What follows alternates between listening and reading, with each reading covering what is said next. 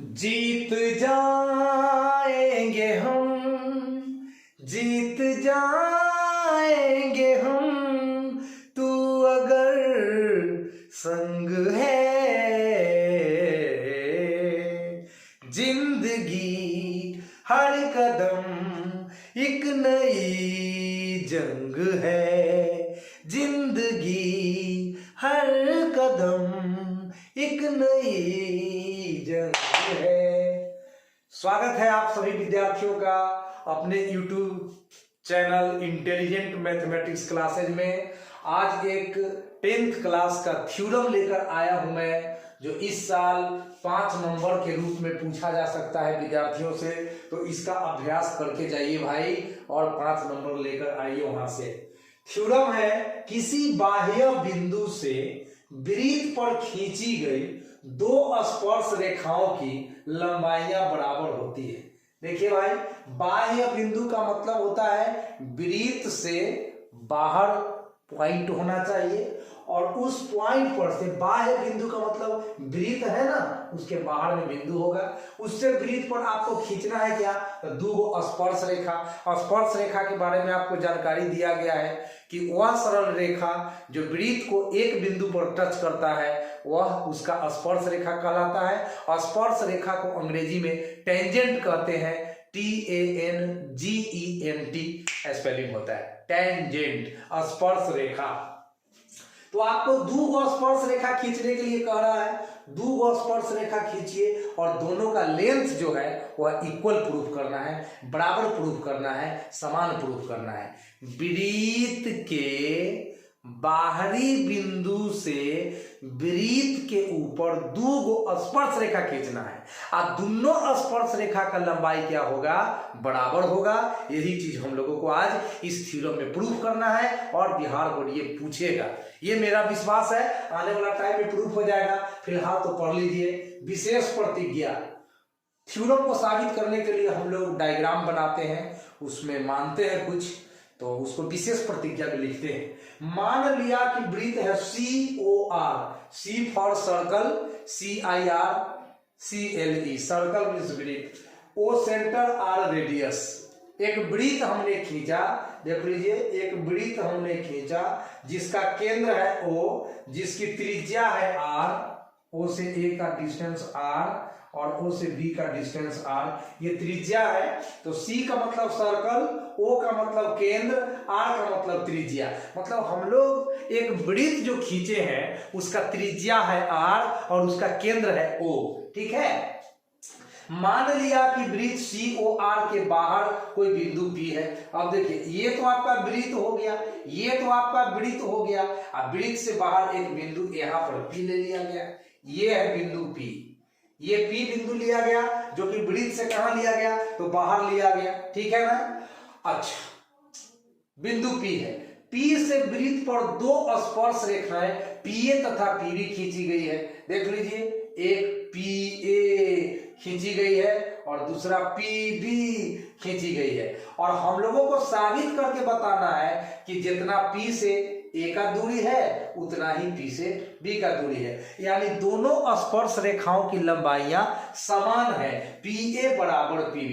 यही ना आपका प्रश्न बोलता था कि दो स्पर्श रेखाओं की लंबाइयां बराबर होती है। तो मैंने स्पर्श रेखा खींच दिया 1 2, और दोनों का लंबाई PA बराबर PB सिद्ध करना है। अब हमको कुछ रचना करना होगा, माने अपने तरफ से चित्र में कुछ हम लोग हेर फेर करते हैं ना, उसी को रचना कहते हैं। अंग्रेजी होता है कंस्ट्रक्शन, कंस्ट्रक्शन बनावट। रचना करते हैं क्या, O से A को मिलाया, B को मिलाया O से, और P को मिलाया, मतलब O से A को मिला दिया, O से B को मिला दिया और O से P को मिला दिया, O को A से, B से, P से मिलाया, माने वृत्त के केंद्र को A बिंदु से, B बिंदु से और P बिंदु से मिला दिया। अब लास्ट स्टेज है प्रमाण, प्रूफ, उपपत्ति, जो कहना है कहिए। तो OA वृत्त की त्रिज्या है तथा AP स्पर्श रेखा है। आइए चित्र पे, OA, ये है OA, OA, OA, OA क्या है, तो वृत्त की त्रिज्या है। केंद्र से आप कहीं भी मिलाते हैं तो वह वृत्त की त्रिज्या बन जाती है। तो OA वृत्त की त्रिज्या है तथा AP स्पर्श रेखा है और AP स्पर्श रेखा है। और आपको पढ़ाया गया है कि स्पर्श रेखा और त्रिज्या एक दूसरे पर क्या होता है, लंब होता है। ये आपका स्पर्श रेखा है, ये आपका त्रिज्या है और त्रिज्या स्पर्श रेखा पर लंब होती है, त्रिज्या स्पर्श रेखा पर लंब होती है। और जब एक रेखा दूसरे रेखा पर लंब होती है तो दोनों के बीच 90 डिग्री का कोण बनता है। तो जब OA वृत्त की त्रिज्या है तथा AP स्पर्श रेखा है तो कोण OAP, यहाँ जो एंगल बन रहा है, यहाँ जो एंगल बन रहा है वो 90 डिग्री का बन रहा है, 90 डिग्री का बन रहा है।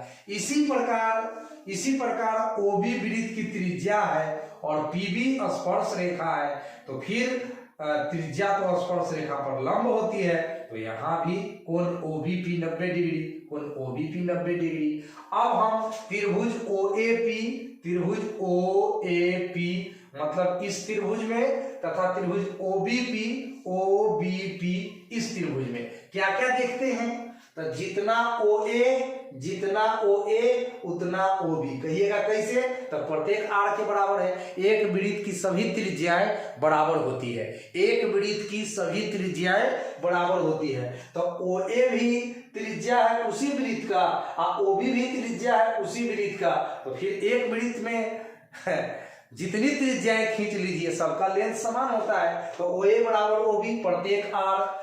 कोण OAP ये तो 90 डिग्री है, कोण OBP ये भी तो 90 डिग्री है। तो प्रत्येक 90 डिग्री का है, यानी इस त्रिभुज का एक कोण 90 डिग्री है और इस त्रिभुज का भी एक कोण 90 डिग्री है।